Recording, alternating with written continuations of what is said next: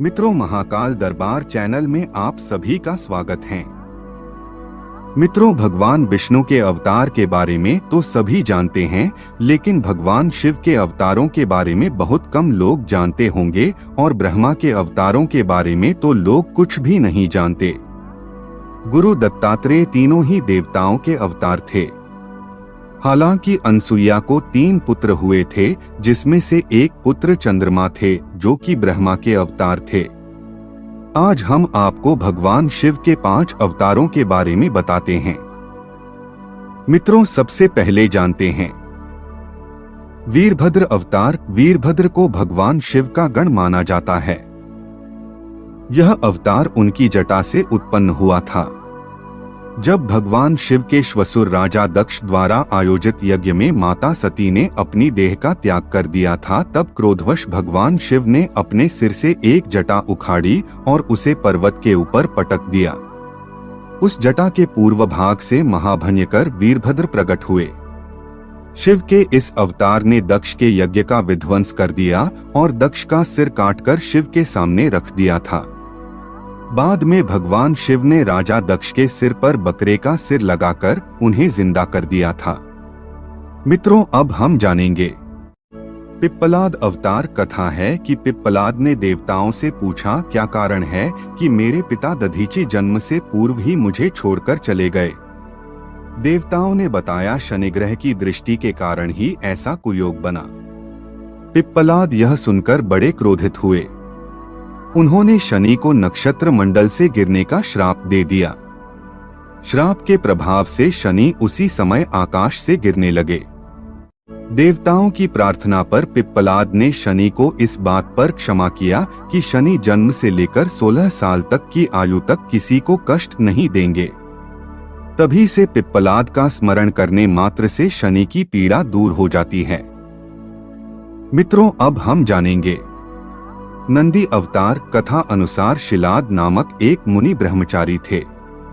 वंश समाप्त होता देख उनके पितरों ने शिलाद से संतान उत्पन्न करने को कहा। शिलाद ने अयोनिज और मृत्युहीन संतान की कामना से भगवान शिव की तपस्या की। तब शिव के वरदान से कुछ समय बाद भूमि जोतते समय शिलाद को भूमि से उत्पन्न एक बालक मिला। शिलाद ने उसका नाम नंदी रखा। शिव ने नंदी को अपना गणाध्यक्ष बनाया। मरुतों की पुत्री सुईषा के साथ नंदी का विवाह हुआ। मित्रों, अब हम जानेंगे भैरव अवतार। कथा अनुसार एक बार ब्रह्मा और विष्णु स्वयं को श्रेष्ठ मानने लगे। इसी दौरान वहां तेजपुंज के मध्य एक पुरुषाकृति दिखलाई पड़ी। उन्हें देखकर ब्रह्मा जी ने कहा, चंद्रशेखर, तुम मेरे पुत्र हो, अत मेरी शरण में आ जाओ। ब्रह्मा की ऐसी बात सुनकर भगवान शिव को क्रोध आ गया। उन्होंने उस पुरुषाकृति से कहा, काल की भांति शोभित होने के कारण आप साक्षात कालराज हैं, भीषण होने से भैरव हैं। भगवान शंकर से इन वरों को प्राप्त कर काल भैरव ने अपनी अंगुली के नाखून से ब्रह्मा के 5वें सिर को काट दिया। ब्रह्मा का 5वां सिर काटने के कारण भैरव ब्रह्महत्या के पाप से दोषी हो गए। काशी में भैरव को ब्रह्महत्या के पाप से मुक्ति मिली। शिव महापुराण में भैरव को भगवान शंकर का पूर्ण रूप बताया गया है। मित्रों, अब हम जानेंगे अश्वत्थामा अवतार। अश्वत्थामा काल, क्रोध, यम व भगवान शंकर के अंशावतार थे। महाभारत में गुरु द्रोणाचार्य के पुत्र अश्वत्थामा ही एकमात्र ऐसे योद्धा थे जो युद्ध को कौरवों के पक्ष में करने की क्षमता रखते थे, लेकिन उन्हें युद्ध के अंत में सेनापति बनाया गया था। द्रोणाचार्य ने भगवान शिव को पुत्र रूप में पाने के लिए घोर तपस्या की थी। उनकी तपस्या से प्रसन्न होकर भगवान शिव ने उन्हें वरदान दिया था कि वे उनके पुत्र के रूप में अवतीर्ण होंगे। समय आने पर सवंतिक रुद्र ने अपने अंश से द्रोण के बलशाली पुत्र अश्वत्थामा के रूप में अवतार लिया। ऐसी मान्यता है कि अश्वत्थामा अमर हैं तथा वह आज भी धरती पर ही निवास करते हैं।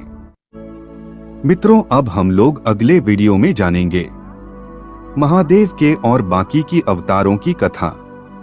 मित्रों, यदि जानकारी अच्छी लगी हो तो लाइक करें, कमेंट करें और चैनल को सब्सक्राइब करना ना भूलें। जय श्री राम। हर हर महादेव।